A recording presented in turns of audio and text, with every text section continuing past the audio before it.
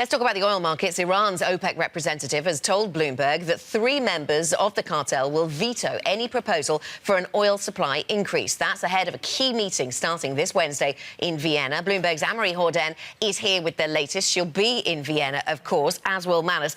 Good morning to you, Amory. So can Iran really do this? Can Iran block or decide where the cartel goes here? So they can veto this Saudi-Russia proposal, and along with Venezuela and Iraq, we could potentially see that. And we've been looking through the bylaws of OPEC to see how it would happen. So it says on the bylaws that all decisions require unanimous agreement of full members. But we could see is if this happens and the meeting gets quite nasty and there's no agreement, that Saudi Arabia then comes out, issues their own communique along with any other members that support them outside of an official OPEC deal.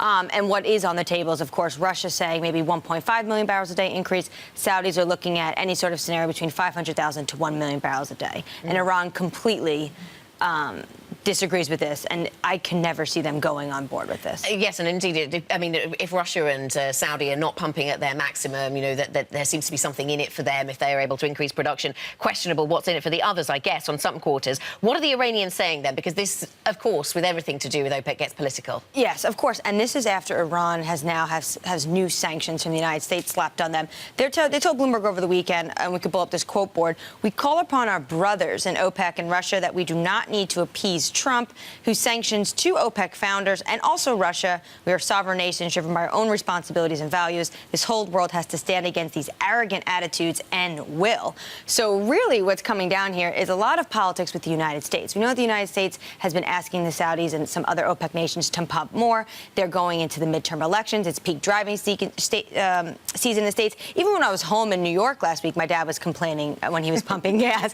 saying that prices are just too high. So the Saudi and Russia are not just asking Iran and Venezuela to go against what will benefit them economically, because they need higher prices, but they're also them to vote in accordance what would be best for the United States and President Donald Trump, who for them they seen as an absolute threat to their country. I hope you gave your dad the full analysis in response to his complaints. So what does the I gave him a gas card for Father's Day. There we go. So what are we seeing in the markets then? The fact that we're seeing markets weaker, oil markets down 1.7% on WTI this morning, is that the market saying that they expect the Saudis and their Russian friends to win out, that production will be increased? Yes. Well, Al-Faleh recently said it's inevitable that we're going to see an increase. And when you have Saudi and Russia saying that they want to increase production, these guys rarely don't get their way. They're the reasons why we had this historic 2016 deal, which, by the way, helped shale producers. So it's very interesting now how the United States was benefited, and now they're pushing for them to actually pump more to lower prices.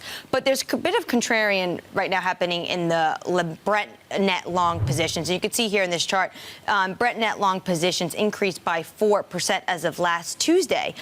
John Kilduff, a partner at Again Capital, saying traders are uncertain about how much production increases will be. And he's also saying it's hard to trust these members. You had Saudi speaking at one point of $80 to $100 a barrel of oil. Can they actually trust that they're going to be pumping more? So is this optimism in the options market actually warranted? So a bit of a contrarian chart as we head into this OPEC meeting.